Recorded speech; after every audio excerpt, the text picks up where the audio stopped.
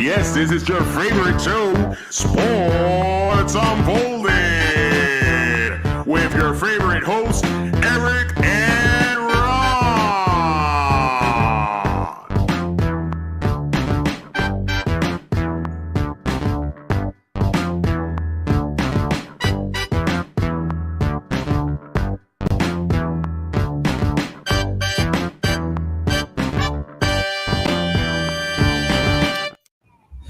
Hey, sports fans, welcome to the best sports podcast on the planet, Sports Unfolded, where we cover all of the top stories that have happened this week. I am your host, Eric. Main man right over there, Ron. How are you tonight? I'm still stunned. With the turn of events that I have been enlightened to this week. Yeah, listen, it's always interesting when we think we're not going to have anything to talk about. Somehow we find something, and this week has not disappointed as well. But again, we want to talk to all of you out there. So if you are live tonight, please join the chat. Let us know what you think as well, and chime in. We're going to have a lot of NFL tonight. We're going to break down some of the teams. We're going to give you our picks for that as well. And then you see those Clippers on the side there. We've got an interesting story to talk about there as well. Starting five and pick and roll NFL theme as well tonight. So we're going to have some fun with the NFL tonight as it's kickoff weekend. What a game last night, Ron. First half, it looked like this thing was going to go 50 to whatever. And then all of a sudden, second half, nothing. But thunderstorm stopped, the spit gate now that's going to be out there as well. So the season's already started off with a pretty interesting kick to it. But let's first thank those that help Sports Unfolded continue to grow and get into markets. First and foremost, we want to thank 99.1 WDJY FM in Dallas, Georgia. Thank you for putting us on every Saturday at 1 p.m., as well as 990 WBOB in Providence, Rhode Island, for putting us on every Saturday at 10 a.m. And also SECTV, Public Access Channel 12, on every Tuesday night at 10 p.m. Thank you for the support. We appreciate it. If you're listening or watching on any of those platforms, please come join us every Friday night at 6 p.m. Eastern Standard Time. We'd love to hear from you. And we'll tell you how you can support the show afterwards and become a sponsor as well. Ron, I am ready to kick this thing off, but I wanted to ask you a question first and foremost before we get into our leadoff and everything else. Every so often I have these moments, and today was one of the most interesting things that has ever happened to me. So I had some medical things. I had to go get some treatment, things like that. I have never in my life till today learned that you have to sign now that you will be nice to the nurses and they will be nice to you as well. What? Yes. So today, you know how you have to sign, allow your medical insurance to bill you, whatever it may be. So the girl, very nice, but she's like, yeah, the second signature is that you're going to be polite to us and we'll be polite to you. And I said, excuse me? Like, I thought she was kidding. Like, I really thought it was a joke. And she says, no, she goes, you have to sign that you'll be nice to the nurses and the doctors that treat you. I said, it's pretty sad in the day in the world that we have to sign something now that says we're going to be nice to people. So what if you're not? Right? Like, what do they? Oh, you signed for it? It's what happens at that point?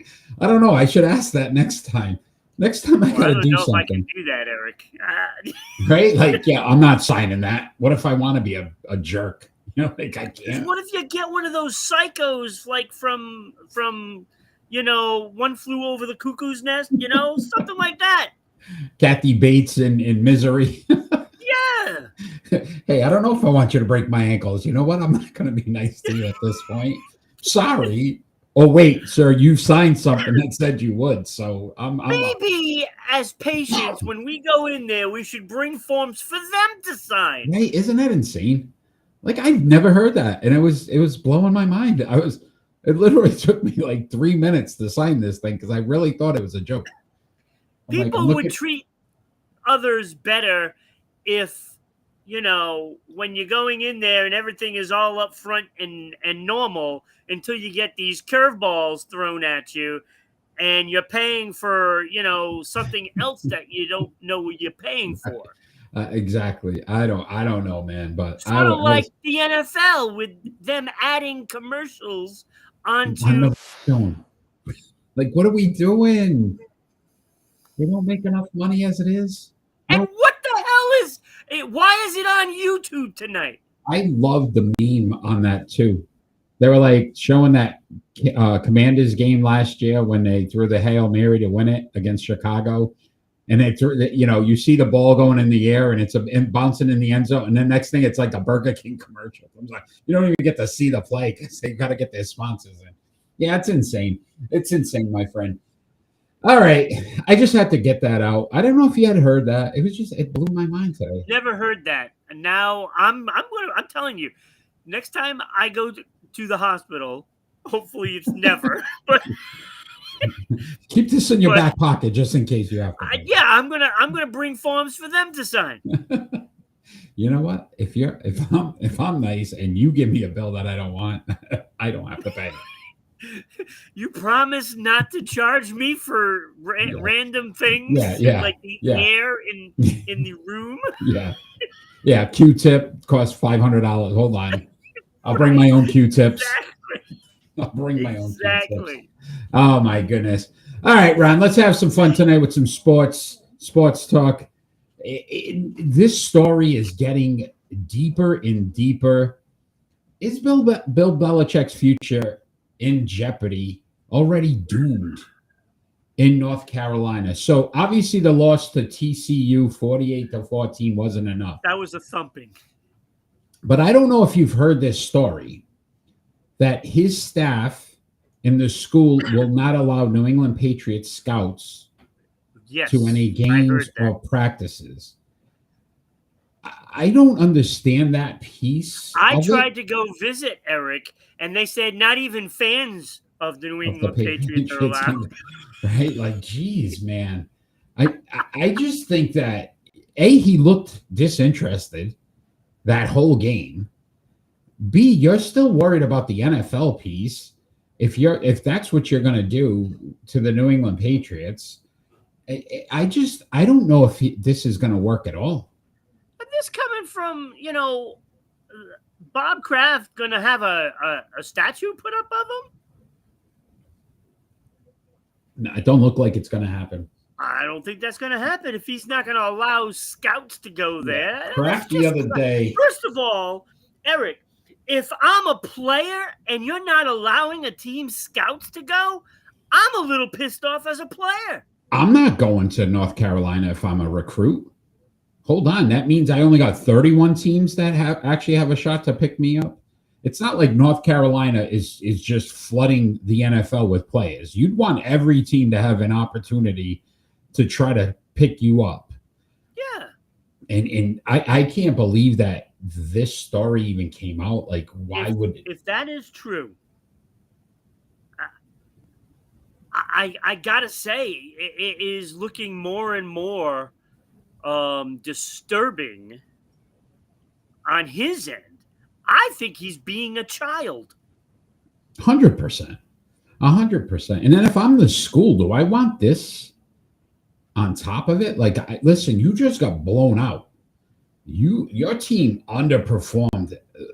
Tremendously. It was like 48-14 is pretty bad. And now you're going to tell, now I'm hearing, we're restricting, teams and, who knows who's running that thing? And you still got the Jordan thing with, is she part of and his girlfriend's on the side. That's what I'm saying, right? Getting concessions money right before they get, she's up there trying to make money too.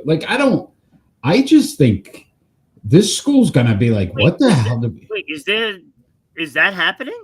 I don't know. She was at the game. Dude, you see how many people went to the game? Michael Jordan was at the game.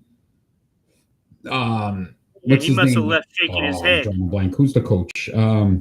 Roy. Roy Williams was at the game. Like this thing was supposed to be like this big thing. Talk about a letdown. Wow, that's embarrassing. Talk about a letdown. Like when you look at it, that's like getting an all-you-eat buffet, and they have how many like players are on a roster? How many players are on a college roster? It's got to be probably 60 plus, I would think. Okay, so according to what I read, they have 70 new players. So it's got to be about 70. Yeah, okay. Yep, you're right. So it's got to be about 70. I would say probably a little more. They probably have a bunch of players that are just there, right? 41 players came from transfers. The other 29, I'm guessing, are all freshmen because they're additional commitments. So they have to be freshmen. So let me ask you this. And I'm not saying he was perfect, right? Because he was horrible. Let me rephrase that. He was horrible, but he was not a good GM. No. If this is any indication that you got 70 new players and you got your ass kicked. This is his roster. Exactly. That's what. Maybe you should stay away. It's not like somebody else drafted these players or recruited. Don't build teams, Bill. Just coach, bro. Just coach. Like, I don't know. I just think this whole mess. I could see. Listen, they play Charlotte this week. It should be a win. But if this guy goes 0-2, this story about New England, having Jordan around, his whole crew is kind of running things in North Carolina. I think they might just say, you know what, let's just part ways. Let's just part ways. Because I can't see how this benefits the school at all. Is it possible that he's tanking on purpose? But I would think, again, it wouldn't look good for the NFL if he wanted to get back in next year, if he wanted to. Maybe. It looks horrible for him. Maybe because he committed and he had to go through with it. Maybe somebody kind of gave him a little deal. Like Steve Ballmer deal? We'll get into that story. I don't know. I'm just saying, maybe he has a deal with a team that I will say this. Waiting. If he doesn't make a bowl game and Mike Vrabel wins like 8 to 10 games with New England, his legacy is ruined. And I think that's ultimately what's going to cost him is this debacle in North Carolina is going to. We talked about this. We did. And now that we've seen the product on the field. it's bad.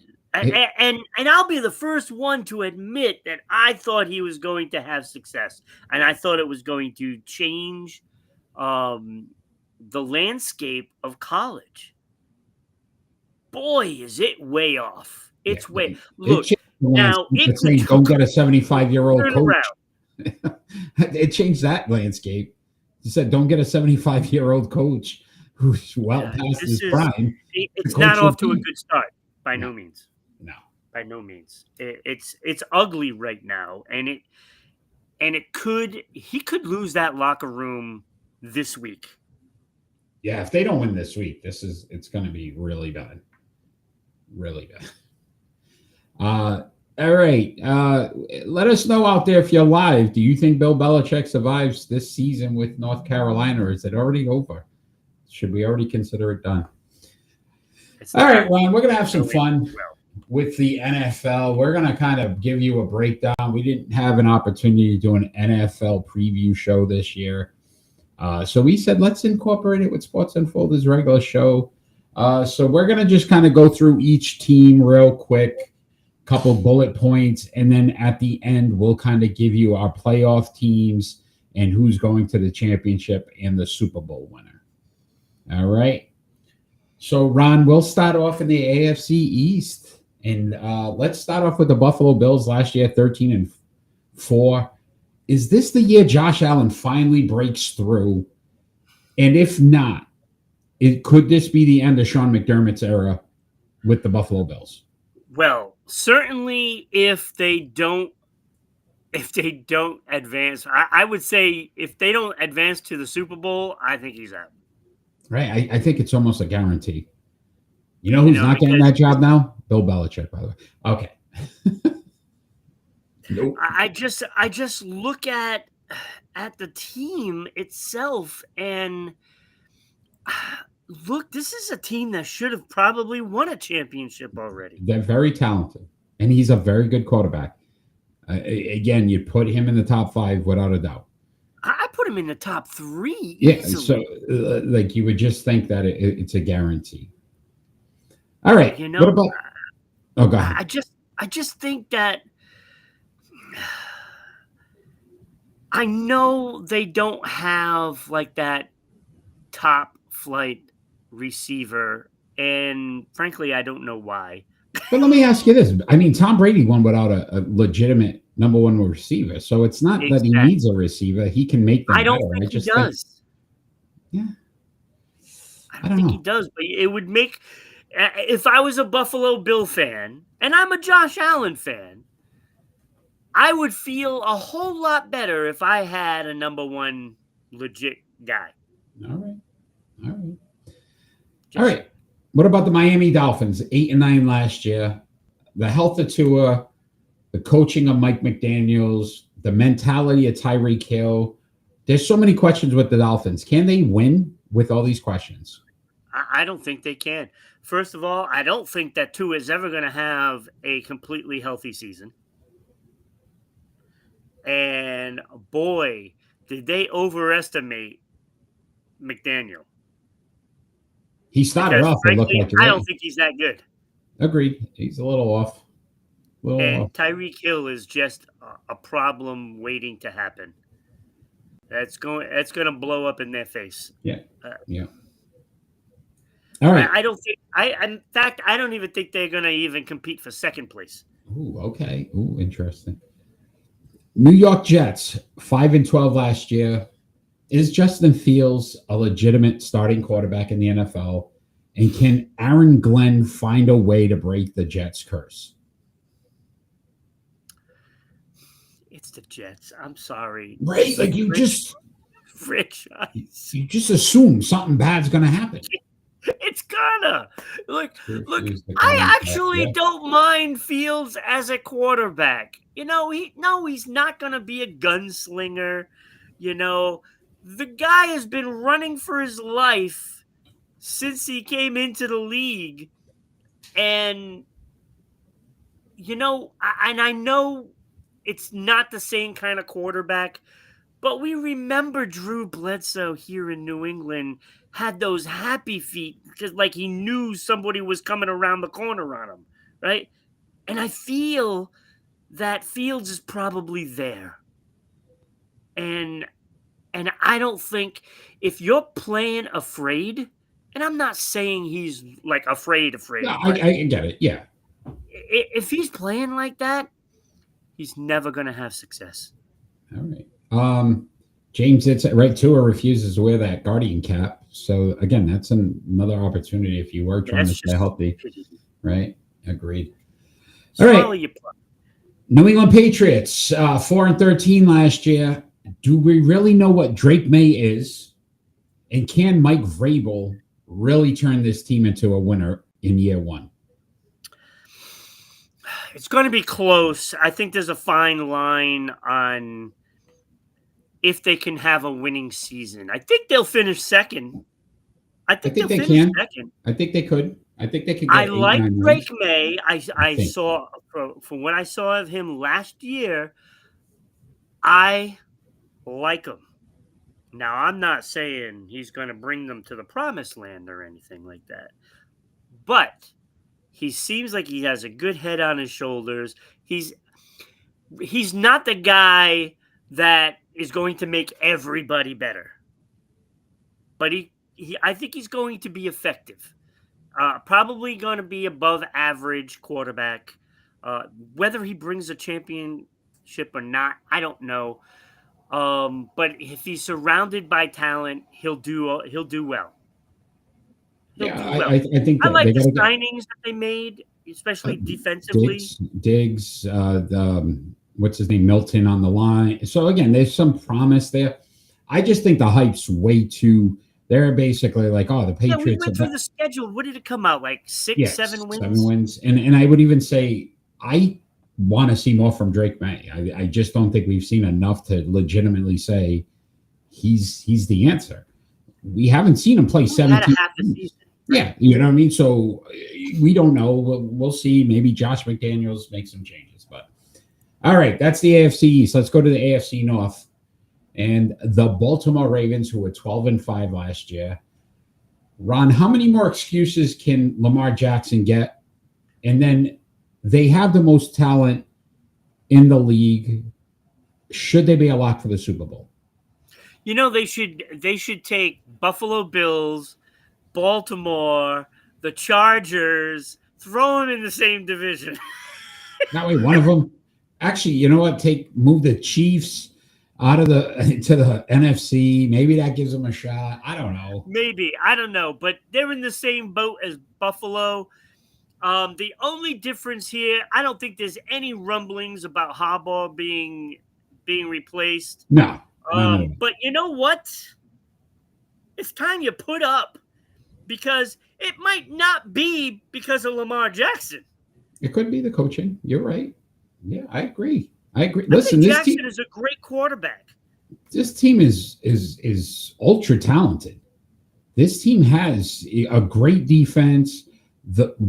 One of the best running backs in the league. They have solid wide receivers now. They have one of the most dynamic quarterbacks. Something's holding them back from getting there. So I think to wonder if it's that head coach. Yeah, it could be. All right, Cincinnati Bengals, Ron, 9-8 last year. Can they start off better than in years past? And will the defense finally catch up to the offense? Look, if they come out ready game one, and the signs of, Burrow playing and the starters playing in the preseason is a sign of that.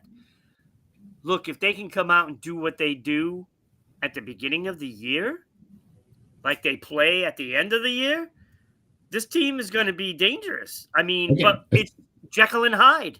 Right. If they didn't lose that one game to New England, week 1, they would have been in. They would have been in. So, I mean, it's really how you start sometimes that matters. I think, listen, we've got to look at this defense too to say you can't give up 30 points a game and expect to win every game in the NFL. So the defense needs to catch up. I think that hurts them more than anything else, because I think the offense is fine. I mean, Burrow still put up monster numbers last year. Jamar Chase put up monster numbers. And I'm looking at that roster on defense, and they really don't have an excuse. Like, there's some good players there. So it makes me wonder if it's the defensive scheme that they're using. I don't know if they're using their players to their abilities. Could be. All right, Pittsburgh Steelers were on 10-7 last year. Is this the end of Aaron Rodgers, or does Mike Tomlin figure a way to have another winning season? I mean, we keep counting them out. We always say this is going to be the year they're not going to do it, and Mike Tomlin finds a way. And, I know they have struggled to win playoff games, but to be honest, those teams had no business being in the playoffs. So Mike Tomlin got them to play better. It becomes pure talent by the time you get to the postseason. And 10-7 again, lost in the first round. Right. Listen, that's just you're probably right. Right. That's what you're going to have, because they really don't have that great of a roster. I mean, yes, you have TJ Watt, and they did make a trade. So, who knows what could happen now? Right. You got DK Metcalf. You have Aaron Rodgers. It'll be interesting in Pittsburgh. I mean, they got a squad now. It'll be very interesting. Cleveland Browns were on 3-14 last season.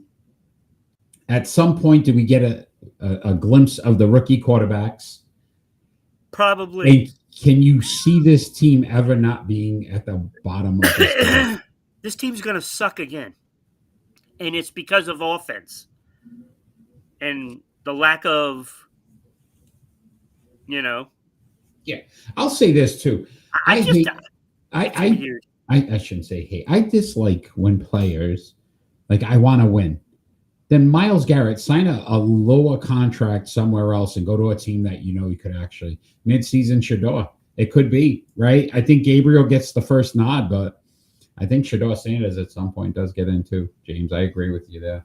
It's going to be interesting because when you start looking, at the roster, I mean, were they a 3-win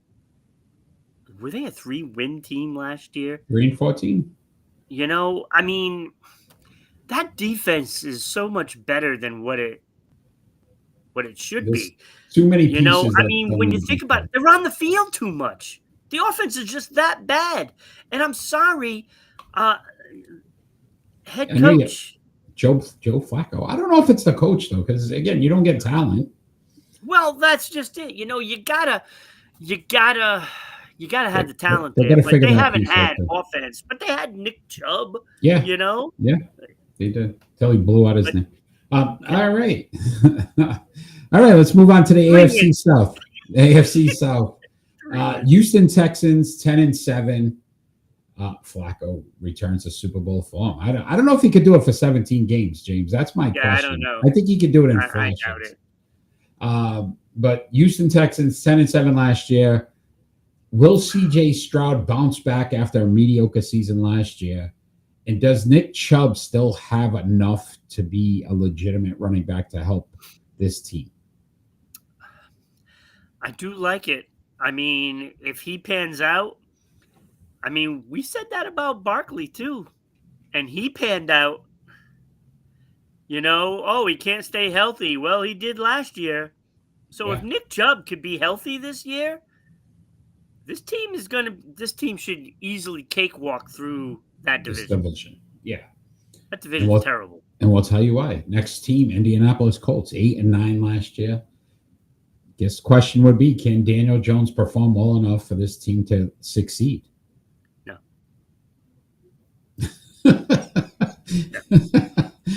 No. That's it. No. It's going to be a battle for the bottom. Okay. All right. What about the Tennessee Titans? They were 3-14.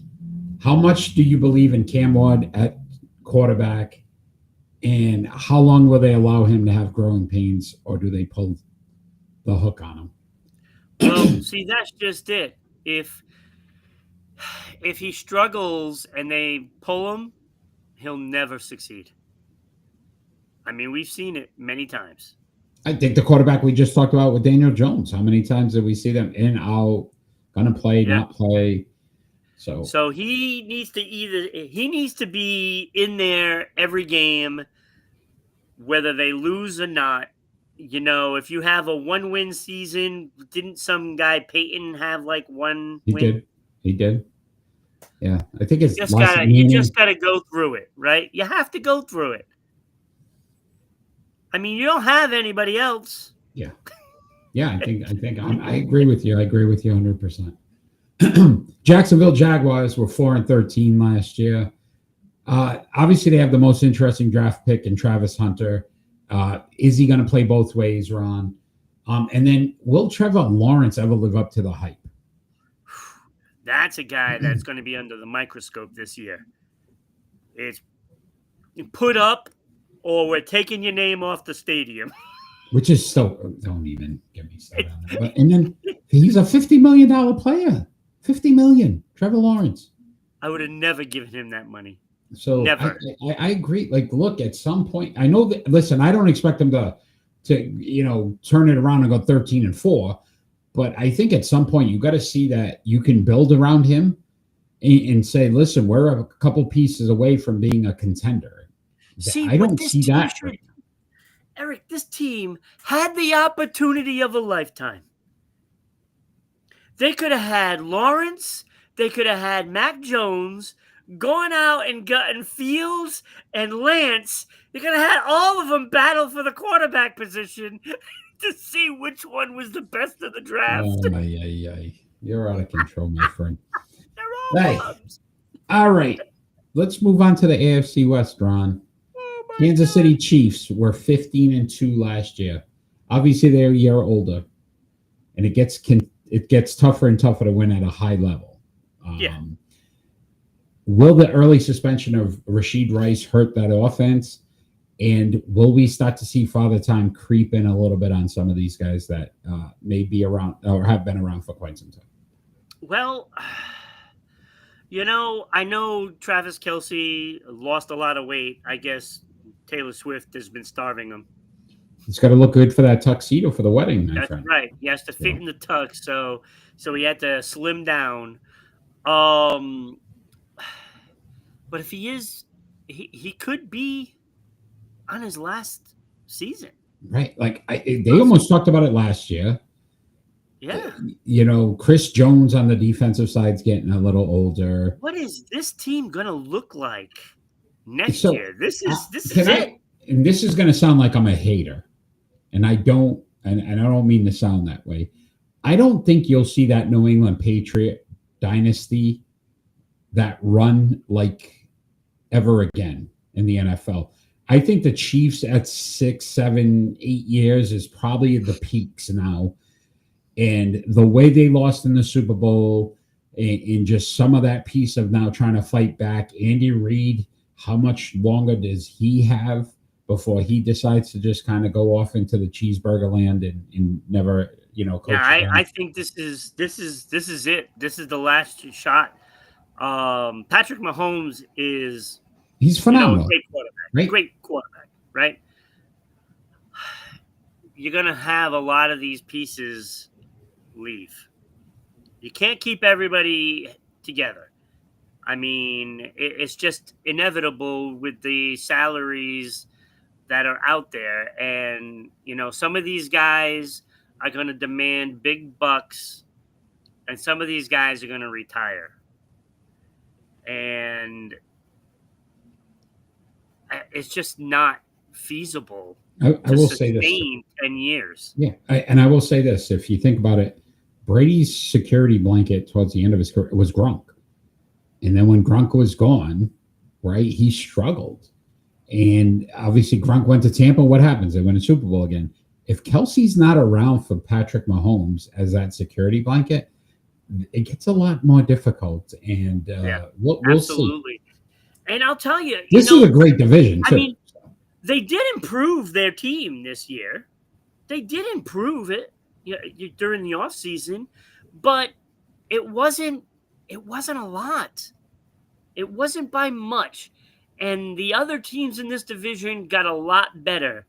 And yes, Kansas City dominates that division, but it might not be so dominating this year because I'll tell you that defense of Denver, way better. And I will say this. I just think there's going to be some problems. I can't remember the kid's name, the left tackle they grabbed in the draft. And we said it's a steal. Yes. Because he was injury prone in college is what dropped his. But again, you're starting a rookie left tackle. Yeah. So there's going to be growing pains there too. So that'll be interesting. You mentioned the Denver Broncos, Ron. They were 10-7 last year. Can Bo Nix continue to impress? Like this was and can they remain competitive in a very, very tough division? This is a very good division. Yeah, they have good pieces. Look, really I like Bo Nix. He just rose to the occasion. Didn't it wasn't Daniels,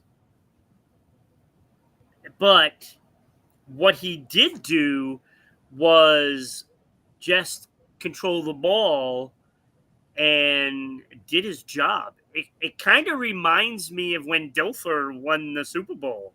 You just don't make mistakes. If you don't make mistakes, you're going to do all right. Yeah, let the good defense kind of keep you in games. And he's got some talent. Yeah.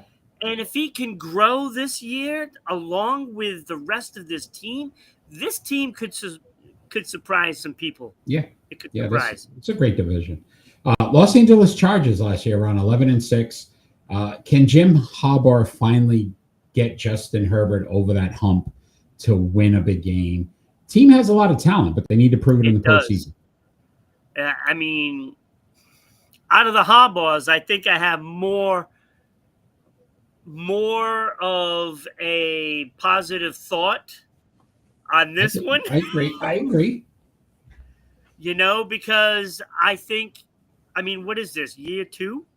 Yeah, he turned him around in 1 year. Yeah, so I'm a little more confident, and that's why Kansas City's they're gonna have a hard time this year. Agreed. And I would not be surprised if one of these teams sneak in and take first place. Now, I'm not predicting that by no means. Wait for the predictions. Let's see. Las Vegas Raiders are on 4-13. Will Pete Carroll be able to build a winning culture in Vegas? And Geno Smith, can he be an answer at quarterback for this team? I actually like Pete Carroll here. And I was never really a big fan of Pete Carroll, but he can build a defense. And he can get players to play better. And I don't think that his style of coaching is just like superior or anything. Just like a goofball to me. I think he gains the respect of the players by being just a regular Joe. Like, we're not gonna. He wins in almost everywhere he goes. Everywhere. Yeah. Not New England, but almost everywhere. He still never had a losing record in New England. He was 8-8. Was his worst year, but all right. I just like, look, Geno Smith is not the savior, but he's a placeholder until they get a quarterback that can handle it. And honestly, he didn't play poorly in Seattle, so maybe he's still got another year or two where you can get something out of Geno. I think he's happy he's with Pete Carroll, to be honest with you. Agreed. All right, we're going to move over to the NFC, Ron. We're going to talk about the NFC East here and the Philadelphia Eagles. They were 14-3 last year. Obviously, it's always difficult to repeat. Will this season determine if Nick Sirianni is a legitimate head coach in the NFL? I think that this team is still, I don't know if it's championship good, but it's really good. Like, there's a lot of talent. Even those young players on defense who struggled in that first half. There's some Spitfires on that team. Oh, wait. No, too soon? Okay. All right, go ahead.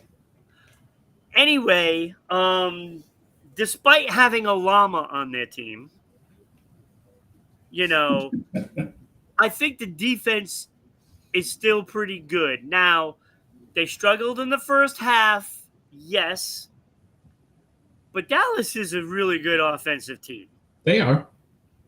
So I can see that game 1, you're missing your best player on defense because of a spitting incident, which was not kosher. That was not cool, and that could cost them some games. Yeah. And, they had to replace some key players like Slay, for instance, and they were picking on the rookie all game long. But he did settle down in the second half. So, I think you got to give the defense a little time to gel, but I think they're going to be fine, and I think they're going to do pretty well again. Okay. Washington Commanders were 12-5 last year. Obviously, they added Deebo Samuel to a very good offense. But can they live up to the hype, right? They've set the bar high now based on what they did last year. Can they live up to it, Ron? Well, I think talent-wise, they should. They improved their roster. And I think the kid's got talent. I think he might be the better player of that draft as far as quarterbacks, and Bo Nix did pretty well, but he's the full package, right? And he didn't choke under pressure as a rookie, and that's poise, and that is something that you just don't get. Mm-hmm. And he's got that. He's got some skill around him. This team should still be better. Yes, they're going to probably play some better teams this year because of, just fourth place team rather than a second place team, say. The schedules are a little more difficult. But I think they're going to be fine because I don't think the schedule got too hard for them. Yeah, I agree. All right. Dallas Cowboys 7-10 last year. Obviously, can they be better without Micah Parsons? And is Dak's health the biggest key for this team to be successful this season? I'll tell you, offensively, they don't have a problem. They don't have a problem. I watched that game, and that offense was pretty good. Yeah, I mean, CeeDee Lamb catches a few more balls instead of dropping. CeeDee Lamb is just, oh my Lord. Now, I watched him last night, and he was a star. Like, easily top 3 receivers. I'm now sure that he's a top 3 receiver. And that includes all those other guys that are all claiming that they're the best, right? I just think he was just awesome yesterday. And, yeah, the running back, I can't think of his name. He played last year, but he was only used sparingly, and he had a great game. The whole team offensively did a great job. Yeah. I mean, it helps when Carter isn't in there, but Dak was good. Yeah. Dak was good. He's got to stay healthy. This team has a legitimate shot. Yeah, well. Defense. Yeah. Williams was the running back. Yes. Thank you. Listen, James last week predicted that the Cowboys got blown out by 40, I think. So, they played a pretty good game. Lost by 4. They kept it interesting. Running game is better. I think offensively, to Ron's point, I think they're fine offensively. It's going to see how do they fill that Micah Parsons void now, because obviously that you have to figure that was part of their scheme going into the season, and now you take that piece out. So, what about the New York? What about the New York Giants last year? 3-14, Ron. Obviously, they had a solid draft. Abdul Carter, Jackson Dart seems like he may be a quarterback of the future for this team. How long do they stick with Russell Wilson before they make this switch and get this kid in there and possibly make things interesting in the NFC East? This is an interesting team. It's one of those teams that could go either way, right? I mean, because this defense is pretty good. Like, they have a good defensive team.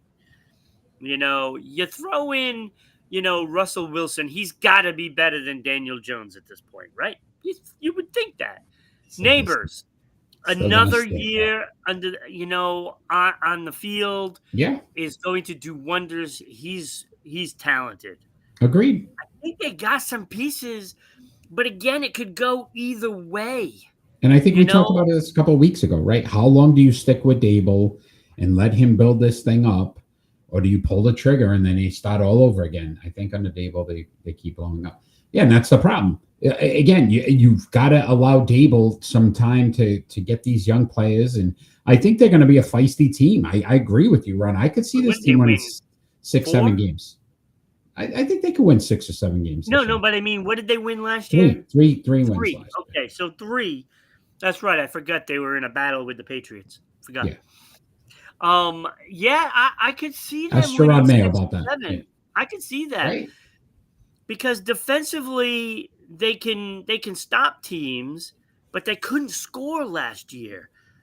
Now, if they can just get, another 3 to 7 points per game this year, that could turn some of those losses into wins.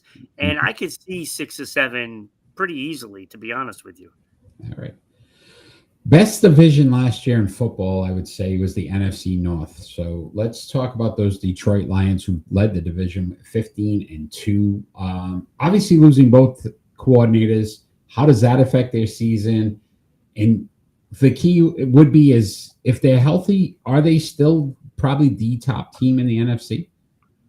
I mean, they got a lot of talent on this team. So, but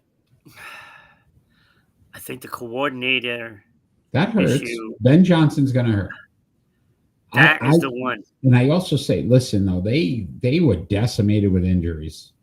They were. And you don't lose some of those star players. And at some point, Hutchinson was one of them.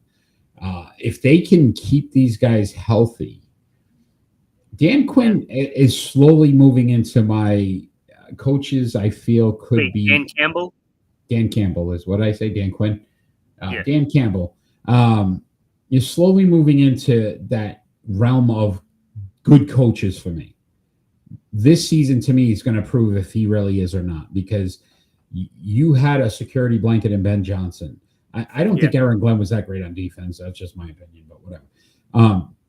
But I really feel that let's see what we do now without Ben Johnson in that creative offense and see if they still put up those numbers. Yeah, that's going to be the key, is the offensive part of the ball, part of the game. Can they still move the ball effectively with somebody else stepping in? If they can't, they could tumble rapidly. I think the talent is there, and I think that should, be enough to at least be in the mix. Yeah. It's a tough division. A very tough division. So speaking of Ben Johnson, right? The Chicago Bears last year, 5-12. Can Ben Johnson actually turn Caleb Williams into an elite quarterback? I'm not so sure. I mean, he could, but I don't like the way he plays. I wasn't a fan.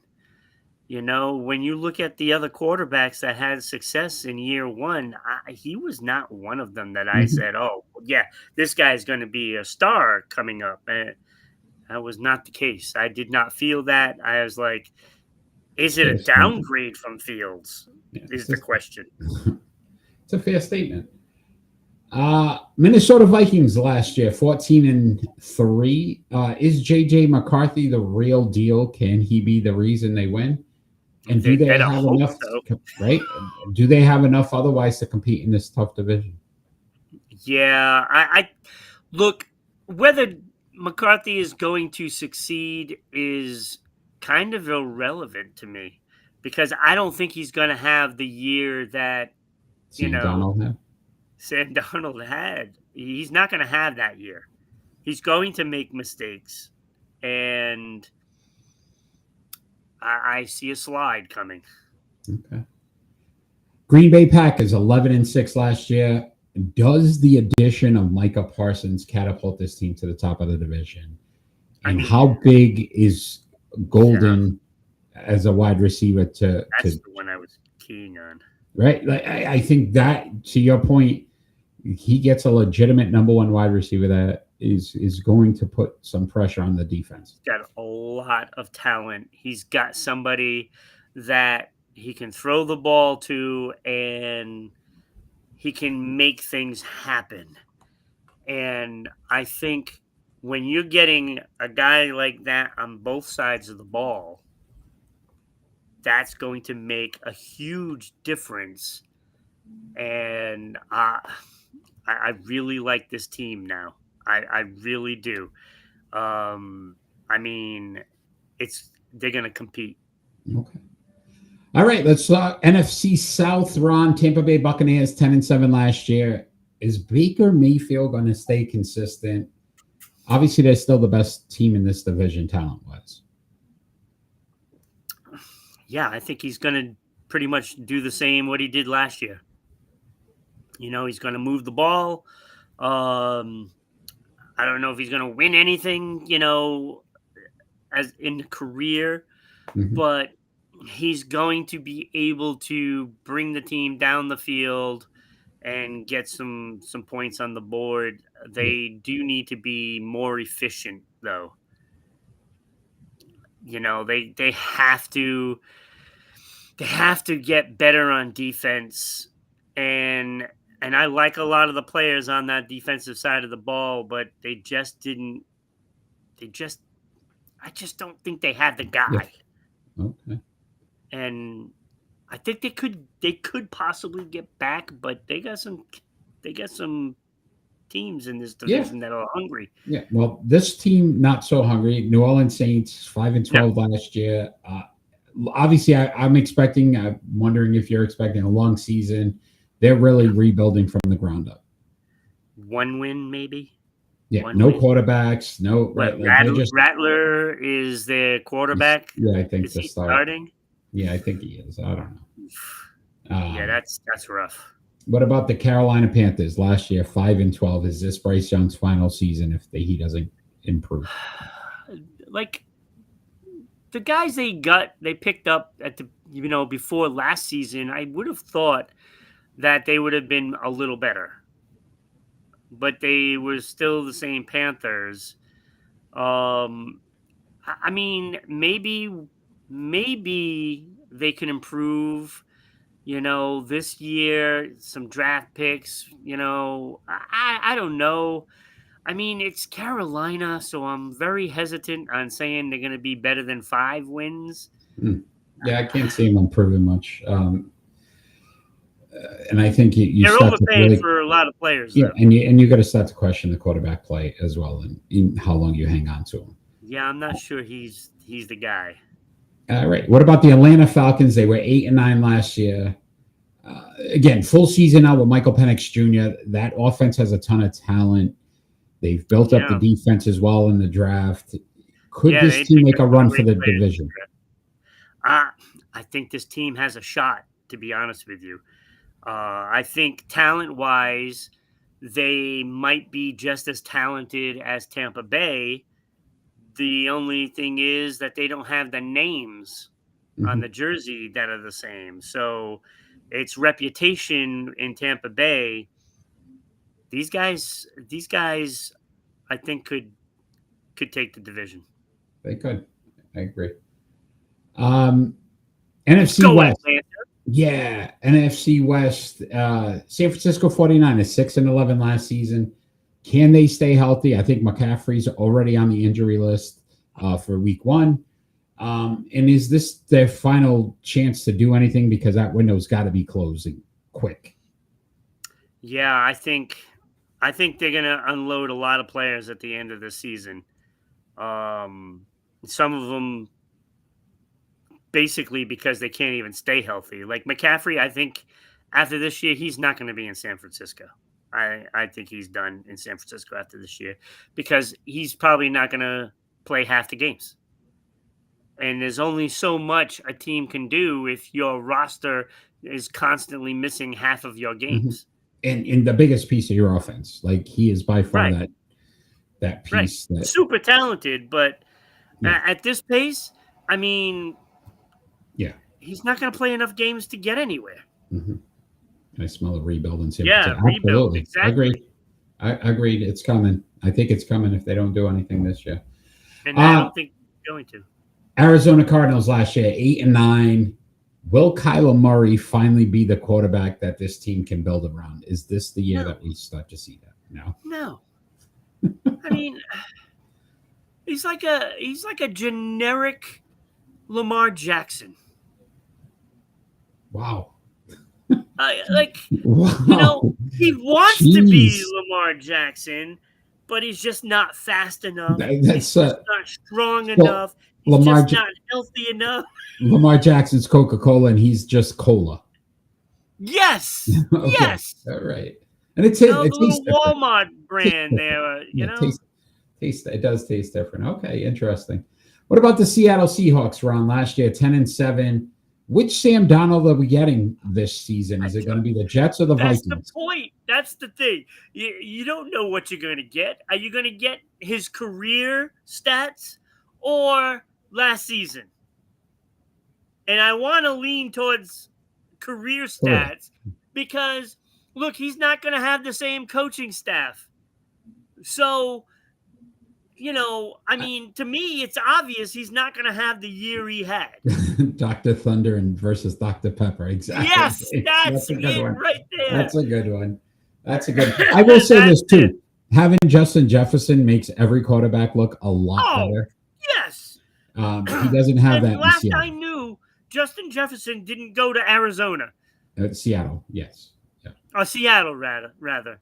Doesn't matter. He didn't go there either, so Kyler Murray doesn't have him either. If you have ever watched Mad TV.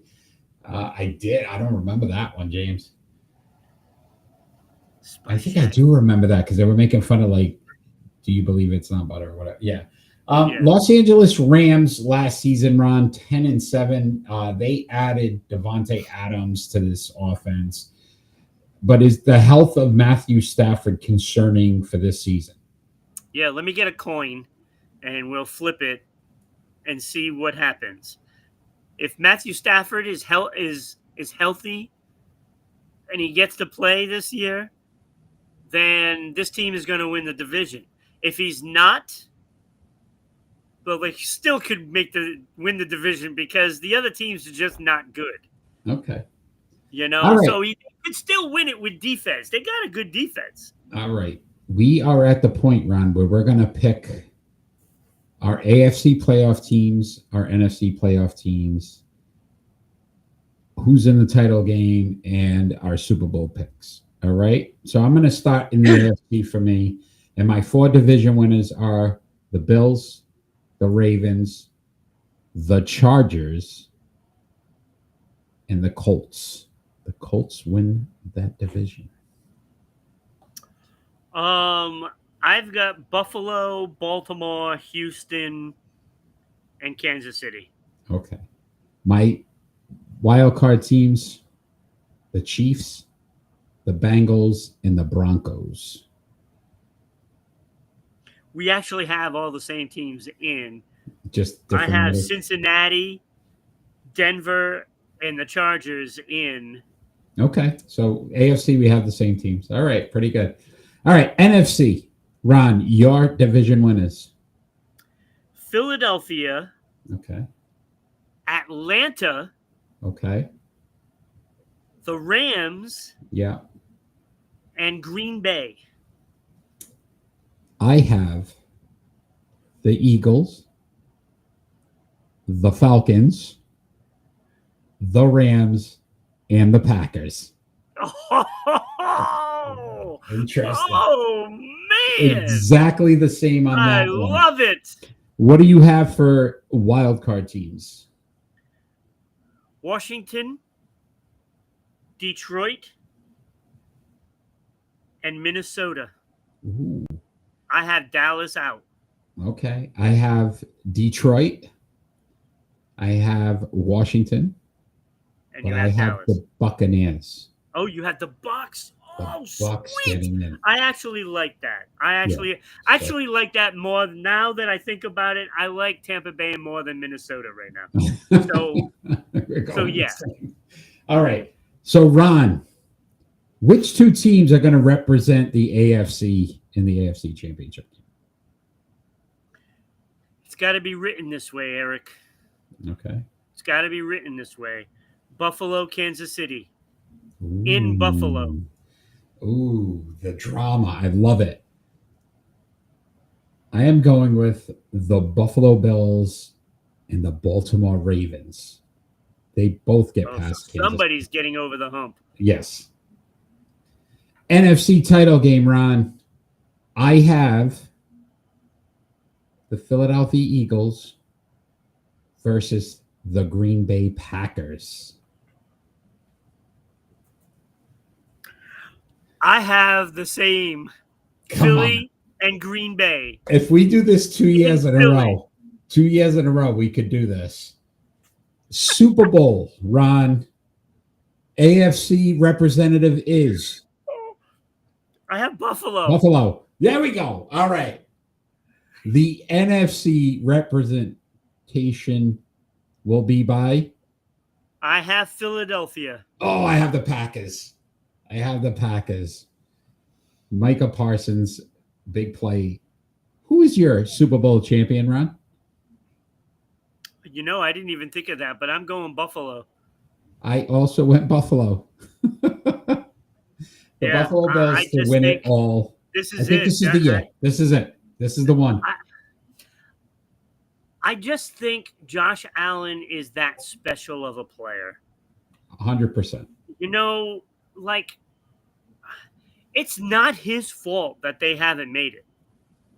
Definitely not, because he has risen to the occasion. It's just that other players have not, and coaching staff has not. Yeah. So, no, I agree. All right. That was our NFL breakdown. That was great. Really I got chills right now, and they're multiplying. Yeah, that's really good. That's really I'm good. losing control. Oh, no. All right, Ron, we're going to move on to our starting five. You almost did it again, Eric.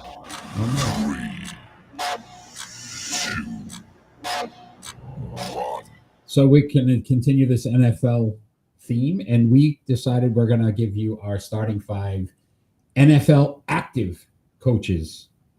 All right. So these are our starting five. Look at this. It looks like Mike Tomlin whispered something into McVay's ears about this guy. Yeah, something. Yeah, McVay looks like he's on, something, the 8-ball something. Man, that man's going. All right.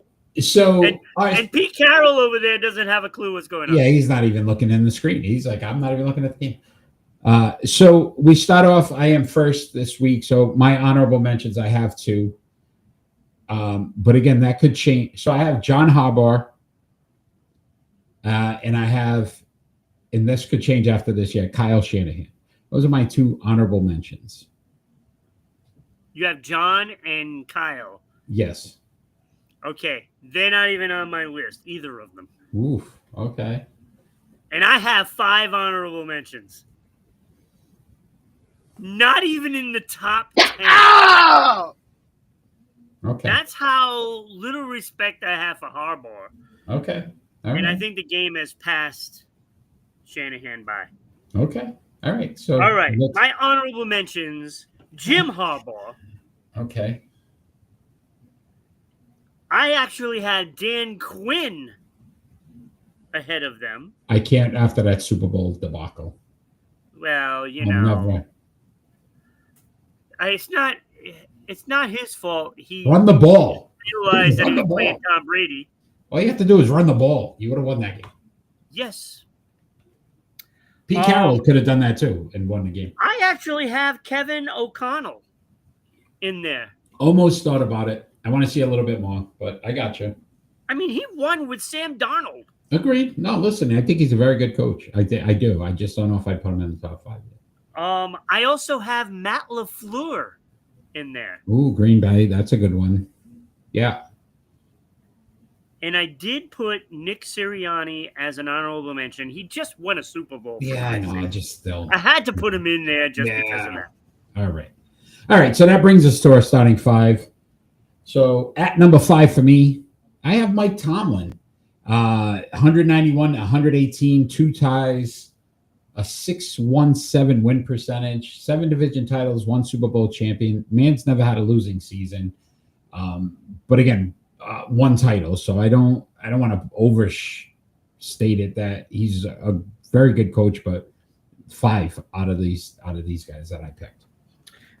I also have Mike Tomlin at number 5, although I wrote Tomlinson. That's close. LaDainian's back in. Yeah, I know. I must have had him on my brain or something. Oh, man. But yeah, I just looked at it this way. I mean, he hasn't had Ben in a while.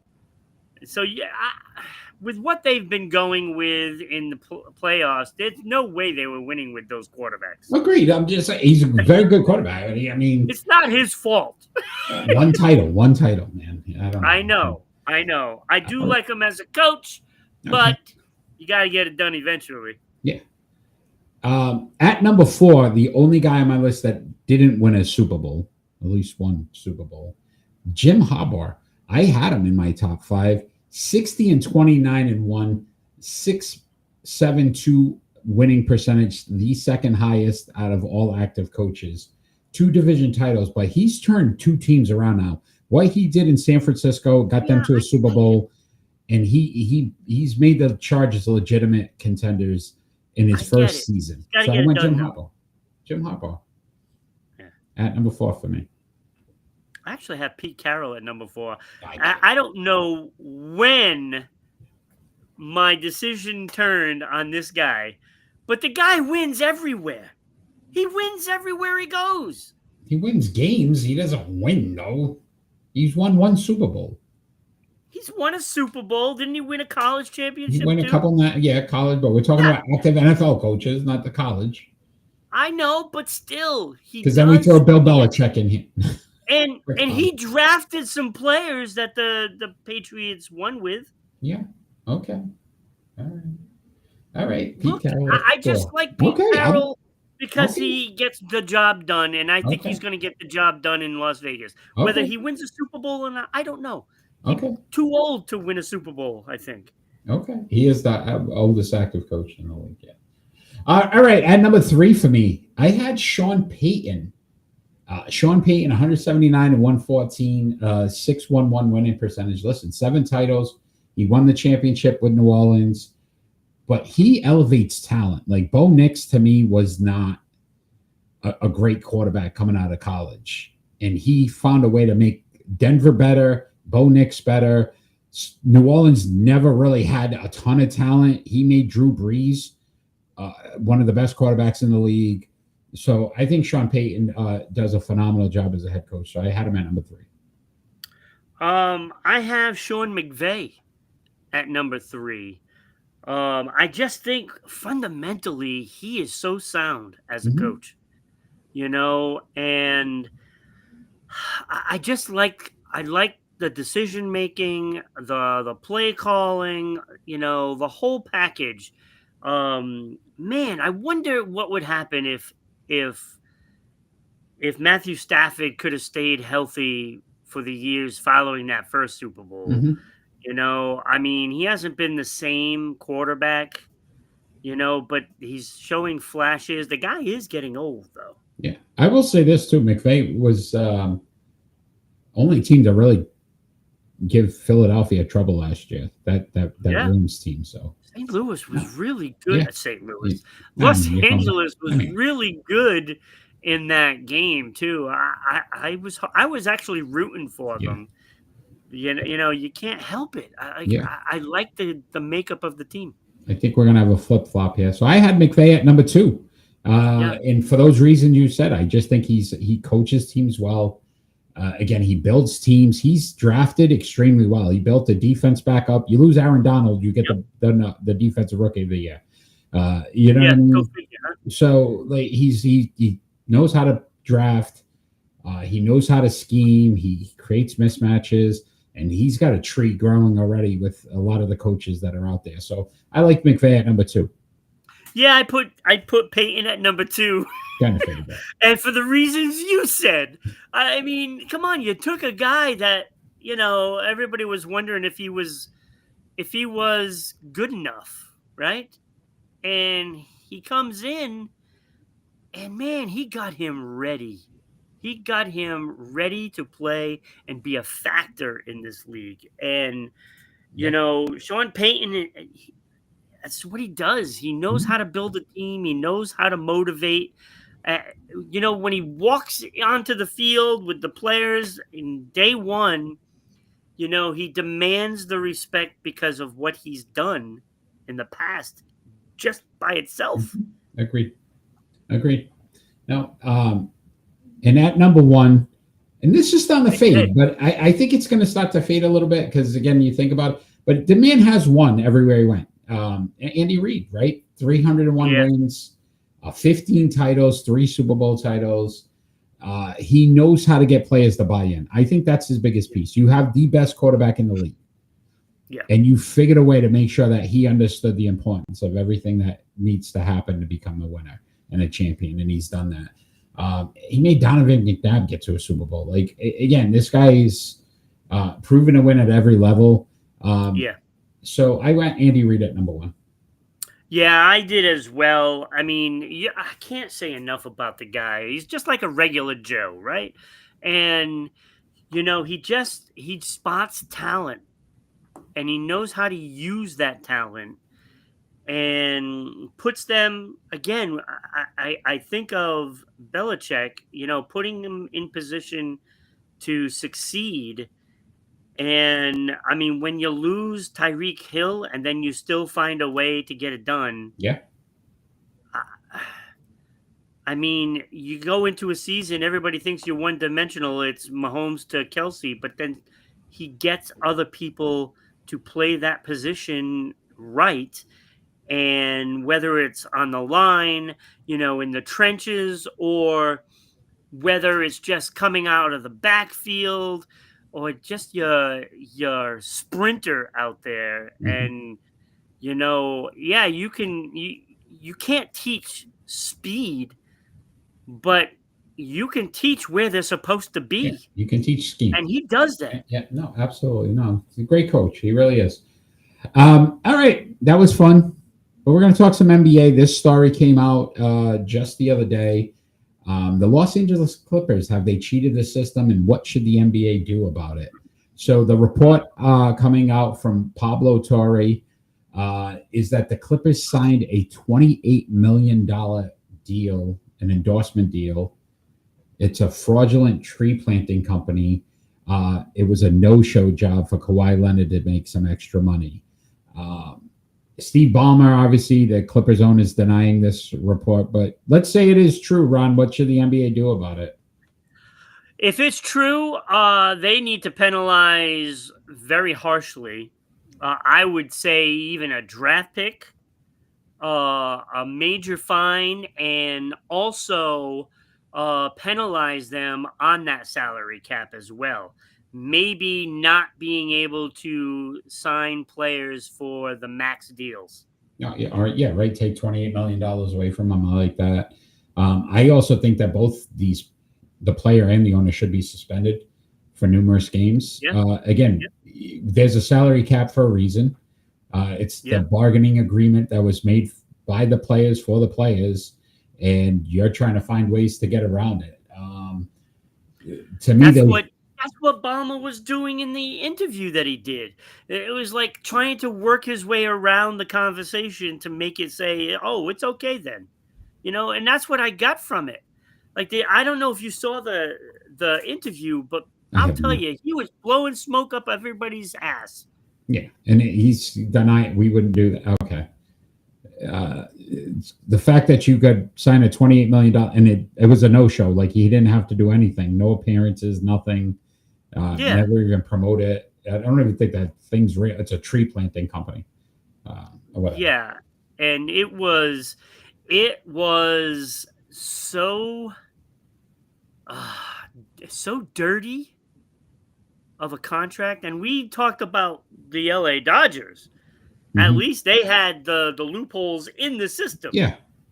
This was clearly outside the lines and abused the contract.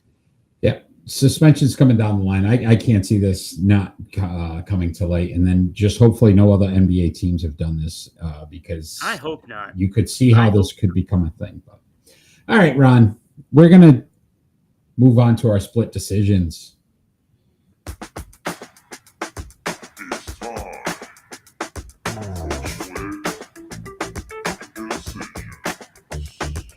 All right, our split decision segment, basically we ask each other two more likely questions and we have to answer it.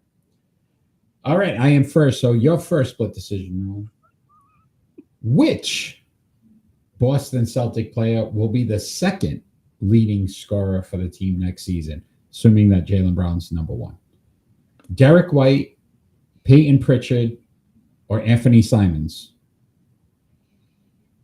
Derek White. That was quick. All right. Yeah, I like Double P. He would be my second choice, but I think Derek White is definitely going to be in there every game in crucial moments, defensively and offensively. Yeah, I will say this though. Anthony Simons, I think, averaged over 20-something points a game. Yeah, with Portland. If again, we don't even know if he'll be here because they're talking about trading him too. But I mean, okay, yeah, all right, yeah. All right. I don't look. I know there was some rumors about Derek White going as well, but I don't think he's going anywhere. I think he's too popular of a player. I think fans could care less if KP was gone. Yeah, you got rid of Drew Holiday, but thank you, but yeah. Derek White wasn't going anywhere. Yeah, no, okay, I like it. All right, your first split decision. Where is it? All right. Who will more likely lead the league in interceptions thrown in 2025? Ooh, okay. Is it this man? Okay. Daniel Jones, Cam Ward, Joe Flacco, or Spencer Rattler? I'm going to go Rattler because I don't even think they have anybody to throw the ball to. So I think he's just going to be throwing for his life. So poor guy. I would go Rattler. Horrible numbers. Yeah, I would go Rattler on that one. I listen. The other guys at least have some talent around them. Maybe not Cleveland as much, but still. That's an interesting one. All right, your second. Who does he have throwing to? What's his name? The wide receiver there, Calvin Ridley. Yeah, so at least he has some. Yeah. Ron, which quarterback is more likely to throw 40-plus touchdowns this season? So all three of these guys threw 40-plus touchdowns last season. Joe Burrow, who had 43, Baker Mayfield, who had 41, or Lamar Jackson, who had 41. The only three guys to throw 40 touchdowns plus last season. Who's more likely to throw it again this season? I'm going to say Baker Mayfield. Ooh, okay. Throw less than Cincinnati, run the ball, defense, win some games. Okay, I like it. All right. I could see that. Yeah, Lamar Jackson still got Derrick Henry back there. Yeah, that's a good call. Baker Mayfield, I like it. All right. Not bad, buddy. Your second. Oh, he's going to chuck the ball anyway, so. Your second split decision. All right. That's interesting. You went touchdowns thrown. I went interceptions thrown. Yeah, we know. You're always, you're half empty. I'm half full. Yeah, we got it. Sure. All right. Who will more likely have more sacks in 2025? Myles Garrett, Micah Parsons, TJ Watt, or Aiden Hutchinson? I think Aiden Hutchinson's going to work himself back, so I can't see him like the first few weeks. I think it's just going to be feel out, get back in shape and ready to play. So I don't think it'll be him. I think Micah, again, got to learn the system. It's going to take some time, and he might not even be playing game one for the Packers. They said it's questionable. So that leaves me with two guys. I like Garrett. I do. I just think TJ Watt's a special player. I think that kid has a motor. His brother had it. He has it. I like Watt just in that scenario to get close to 20 plus again. And Garrett's an extremely good player, but I think too, they don't have much else on Cleveland's defensive side of the ball. So I could see a lot of people double teaming him or trying to make it difficult with TJ Watt. There's a lot of players on that defensive side of the ball. So I like Watt in that one, but that's a great question. That's a great question, my friend. And we are moving on. This is a weird show today. That's it. We're on our pick and roll, Ron. Pick and roll. It's time for pick and roll. Episode 36 of season 5. Come and knock it out, door. Trees Company. So we went with Trees Company. Although it said episode 34, so our graphic guy, we really got to work on him. These are quarterbacks that have had a 36 touchdown season in their career. I left a couple guys out, by the way, because like Tom Brady was one of them. Oh, come on. Really? But there's 3 active and 3 that have retired on this list. Josh Allen, Lamar Jackson, Dak Prescott. Who's the other guys? Steve Young, Kurt Warner, and Tony Romo. I think Y.A. Tittle, and I can't remember the other guy. There was one more. Yeah. But why isn't Tom in here? because we already know where Tom would rank. We're not wasting our time. But it's nice to say it. It's not fair for Tommy that he doesn't get to win these things because he's never included. Poor Tommy. This is why he became a champion, because he was excluded from everything. That's it. It was all about feeling slated. All right, so I'll start us off tonight, Ron, with my pick and roll. At number 6, I had Tony Romo. Again, decent career, 78-49, 34,000 passing yards, over 34,000 passing yards, 248 touchdowns, which is the most on this list. 117 interceptions, though, which is second most on this list, and 4-time Pro Bowler. So no other accolades there. At number 5, I guess it's a Dallas theme. I went Dak Prescott. I think he had the best. He has the best completion percentage on this list at 66.8%. He's thrown for 213 touchdowns, 3-time Pro Bowler, and an Offensive Rookie of the Year. But that's all he's really had as well. This is where it gets dicey because this could go any which way. But I went at number 4, Josh Allen. 76-34. He's thrown for 26,434 yards, 195 touchdowns, 3-time Pro Bowler, 1-time Most Improved Player, and 1 MVP. But this is why I put the gentleman ahead of him, because he's won more MVPs, and that was Lamar Jackson at number 3. Lamar Jackson, 70-24. He's thrown for over 20,000 yards. I didn't include rushing yards because I think some of these guys would have really benefited from that. Less touchdowns than Josh Allen, but 1 more Pro Bowl, 3-time All-Pro. Josh Allen has not been an All-Pro. 2 MVPs, 3-time PFWA MVP, and 2-time Offensive Player of the Year. I thought that was pretty impressive, puts him ahead of Josh Allen. Which meant at number 2, I went Kurt Warner, 67-49. Even though he didn't have a large body of work, 208 touchdown passes, Ron. 4-time Pro Bowler, 2-time All-Pro, 2-time MVP, 1-time PFWA MVP, won a Super Bowl, and was the Super Bowl MVP that season. Which leaves the guy in the middle there, Steve Young, at number 1, 94 wins, which is the most on this list.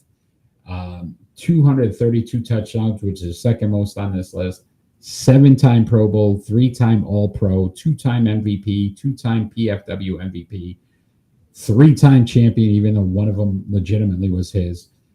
But he was a Super Bowl MVP in that season. So Steve Young, number 1 for me.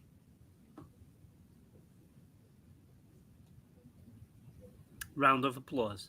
Yay.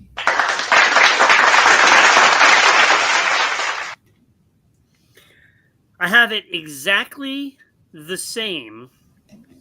Tony Romo, look. Yes, I get it. He hasn't won anything, blah, blah, blah, blah, blah. But you know what? I would take any one of these quarterbacks on my team, to be honest with you. I agree. Listen, I think these are great quarterbacks. I mean, I think they're very talented all the way around.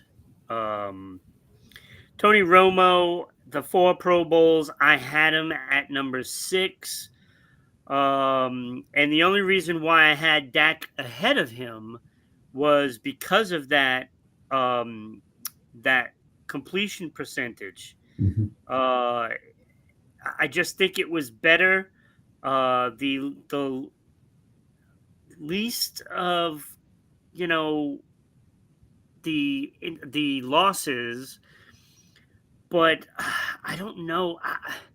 I just feel like Dak is just better, but not much. Like they're about the same. Much better, if you look at the numbers, they're about the same. Yeah, the numbers are at this point in their careers. Yeah. But I got to see both of them play, and I just think that Dak is probably a little more sure of himself, where I feel like at times Romo was just throwing the ball to save his life. So, and he had to come back all the time too. So, so at least Dak does play in the lead. Yeah. So I did have Josh Allen at number 4. I bet you're surprised about that. A little bit, but again, I just looked at the numbers. I mean, the numbers just are slightly better for Lamar Jackson, and that was the difference. You're looking 76-34 for Josh Allen, 70-24. That's 10 less losses, but it was still big. And the difference in games are only 8. So Lamar Jackson had the better completion percentage. He also had the best yards per attempt. Mm-hmm. Yep. Josh Allen clearly has more yards passed. He's a better pocket passer than Jackson, but not by much, because Lamar Jackson ran the ball so well, and Josh Allen does too, but not the speed and conviction of Lamar Jackson. And only 49 interceptions. That was a fantastic number. And of course, the MVPs mattered. The All Pros mattered. So they're like, I think they might be number 2 and 3, 2A, 2B in the league right now. Okay. Mm-hmm. Hopefully they surpass number 1. That leaves, Kurt Warner at number 2. He just had more of the accolades than Allen and Lamar Jackson, including a Super Bowl. The ring matters. So that's what put him over Lamar Jackson, because they both had the 4 Pro Bowls. Lamar did have an extra All-Pro, but when you look at that Super Bowl ring, I mean, that was what did it. Put him at number 2. So it was really close between 2, 3, and 4 for me. Agreed. I don't think it was close. With number 1, I think Steve Young was clearly the better quarterback of the bunch. 94 and 49. I mean, his numbers are just stellar. I mean, 8 yards per attempt, which is better than anybody's on this list. And, I'm not a big yardage fan because of the errors. So I look at that yard per attempt. That is telling on how somebody would do in this day and age. He'd light it up. 7 Pro Bowls beyond anybody that's on this list. 3 All-Pro, the 2 AP MVPs, and then, 2 of the PFWA MVPs, which are the same 2 seasons. So, Hall of Fame, though, that doesn't hurt. Super Bowl MVP. He even had that NEA MVP, too, as well. Yeah. And Warner's in the Hall of Fame as well, so. Yes, Warner's in the Hall of Fame. Although that one... Yeah. So, all right, great list. Ron, it was a great list. We are also trying to nominate some athletes into the Hall of Fame. The Sports Unfolded Hall of Fame had just inducted, Cheryl Swoops and Deion Sanders last month. We still have another month of hockey and Olympics to vote on. Go to the Sports Unfolded Sports Poll page on Facebook to cast your vote for the Olympics. It's Mark Spitz, Jenny Thompson, Matt Biondi, Lana Romashina, and Ryan Lochte. So wow, those are your Olympic athletes. Wow, that you can vote for. And in the NHL, you've got Paul Coffey, Ray Bourque, Doug Wilson, Larry Murphy, and Phil Housley. Larry! Get on that as soon as you can. Hey, another Trees Company reference there. So go to Facebook, Sports Unfolded Sports Bowl page, cast your vote today. Help get one of these athletes inducted into the Sports Unfolded Hall of Fame next month. Ron, it is prediction time, and last week, not a good week for you, my friend. Yeah, I know. Maybe that's why I forgot to actually upload. I'm getting it right now. Just give me a second, and we'll get that up.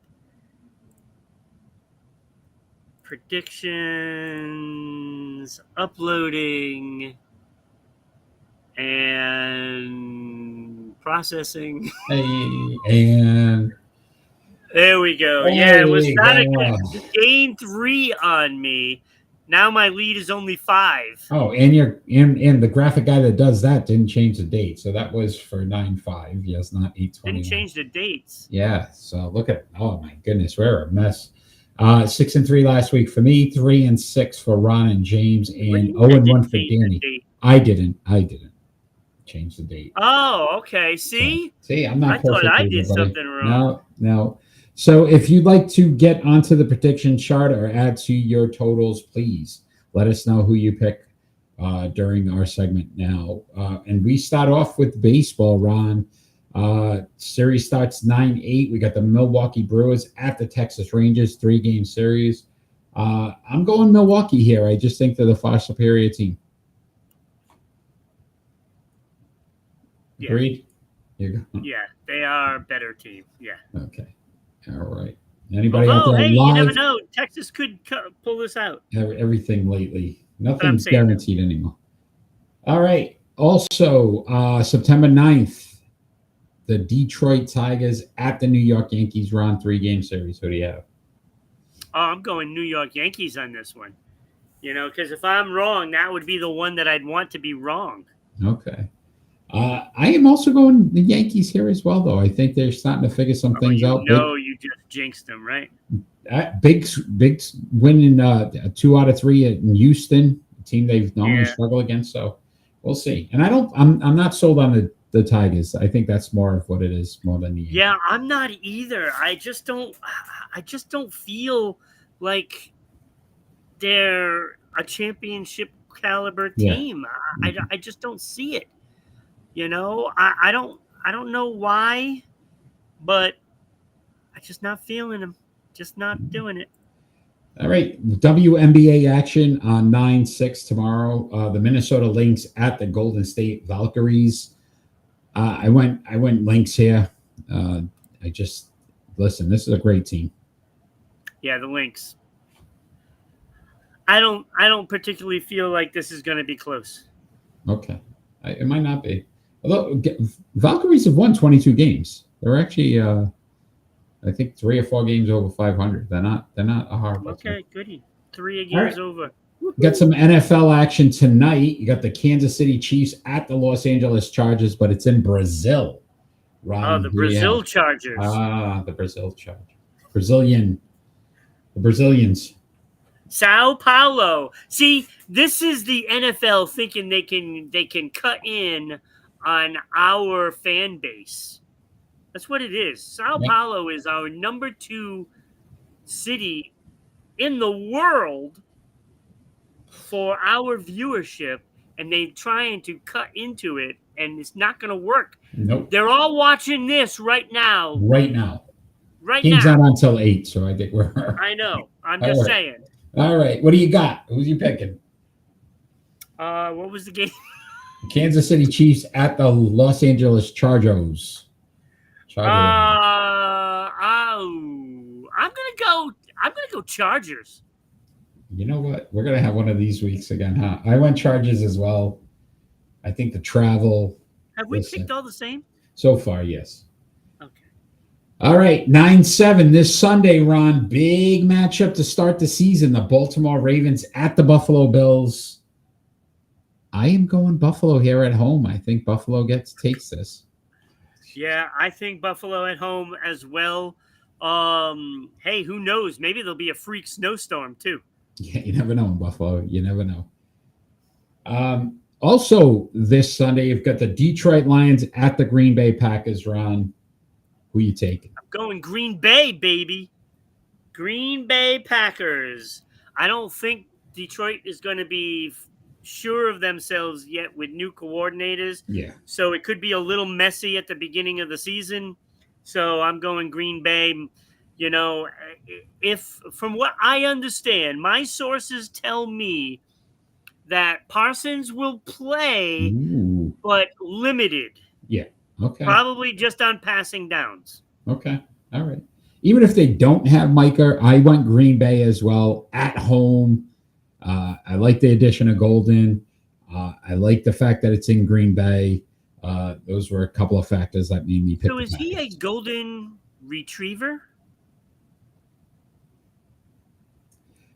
On 9-6, we have some college action. Number 15, Michigan Wolverines at number 18, Oklahoma Sooners. I went home team here. I'm not a big fan of Michigan this year, so I went Oklahoma. I also went Oklahoma at home. I'm not sold that Michigan is going to be able to handle a team that is, you know, a pretty decent team. I think they're going to struggle a little bit. So therefore, I went with Oklahoma. I think they're going to come out playing at home, and I think they're going to get the job done. All right. So if we pick the same driver here, then we know something's going on. So on 9-7, you got the Enjoy Illinois 300. It's in Illinois. Go figure. I don't know where they came up with that name. We need a top 5 driver, Ron. Who do you have? I'm going Kyle Larson. Okay, good. We don't have to. This might be our only saving grace. By the way, I had the second. I went number 2 last week. Yeah, you still didn't get the win though for it. Yeah, I know. I got the win. 5 of them. I didn't get 2 you only wins. have what, 1, 2? I didn't get 2 wins. That's all. So Kyle Larson. I went Joey Logano. Yeah, that was my second choice. So Joey Logano for the win in Illinois. Which is actually a pretty good pick because he just got eliminated for, you know, the playoffs. Yeah. So nothing to lose. So nothing to lose. He's going to go all out trying to get that win. Yeah. So that's not a bad pick. And I was debating whether I was going with him. So all right, cool. All right, Ron, that was our prediction segment. Tune in next week to see how we did. But Ron, it is almost time to end our show. But before we end our show, can you tell all the wonderful people out there how they could become a sponsor of Sports I absolutely can. And let me tell you that people should be doing this. Like companies out there, you should definitely want to be part of this. Just please send us an email. Your ad will be here. We will read the ad. So not only will people see it, but it will be heard on the audio version for Spotify, Red Circle, iHeartRadio, TuneIn, and many more. And let me tell you that many more is WDJY in Atlanta. It's Dallas. It's the suburbs of Atlanta. And, you know, last time we got the news on what the ratings was, we were getting 13,000 viewers. Now, that's a lot of ears that your ad could be reaching. So you might want to get in on that. And plus, we also have, you know, WBOB in Providence as well. So there's a lot of listeners out there. So you should probably want to get in on this. So send us an email at ribroadcasting.media@gmail.com. We can send you out the media kit and you can join the family. All right. I love it. Join the family. Follow us on all our social media platforms as well. So we are on everything and anything you could imagine. So check that out as well. Tell your friends about us, like, share, follow our show, subscribe to all of our platforms so you can be a part of the best sports podcast on the planet, Sports Unfolded, every single week. And let us know what you think. Ron, It is final thoughts time, and our final thoughts don't necessarily have to be about anything sports related. It could be about anything happening in the world today. I am first this week, so I will give you my final thought. I only have one today, my friend. And my final thought is just announced Mike Tyson, Floyd Mayweather Jr. exhibition fight next year. Can I say that after watching the Jake Paul Mike Tyson and hyping myself up to the point where I was so excited to see it, why in the world would anybody want to see this? Tyson's weighs like 70 more pounds than Floyd. B, we already saw Tyson's performance. In D, A, F, G, every letter in the alphabet. This is another money-grabbing scheme by both of these boxes. I just find it funny that this is what boxing has resulted in now, that they can't have young talent coming up the ranks, that we're just going to keep doing exhibition fights with all these guys that have been retired for years and years and years. So I'm disappointed that this is even happening, because this, to me, is definitely a money grab. They're not even nearly the same weight class. I'm not looking forward to this. Don't plan on watching it. That's my final thought. Yeah, I'm not spending money on it either, Eric. Good points. Good points. My final thought goes out to the Philadelphia Eagles. Okay. It was so bad. Their attitude, like, I just feel like they were just playing dirty. And it started out with Jalen Carter spitting on Dak Prescott, which is completely unwarranted, and I'll tell you, kudos to Dak Prescott for how he handled it. Kudos to him. It was a despicable display of sportsmanship, and I cannot believe that, well, I actually can believe it came from a Philadelphia team. You are what your fans are, I guess, right? Now that I just alienated all of Philadelphia. Thanks, bud. But it had to be said, right? Because their performance was classless. And frankly, I hope he gets suspended for at least half the season. I really do. He deserves to. But the other players just followed suit. It was just like a lot of scrums, and most of what I saw was Philadelphia causing it. It was so bad that they actually had me rooting for the Cowboys. Yeah, it's pretty bad. That's how bad it was. And it was just a despicable display of sportsmanship by that team. And I hope you finish dead last. Well I hope you do. Well said. That is our show for today. I want to thank all those that have joined us live. James, thank you for always being a part of our show. We appreciate you.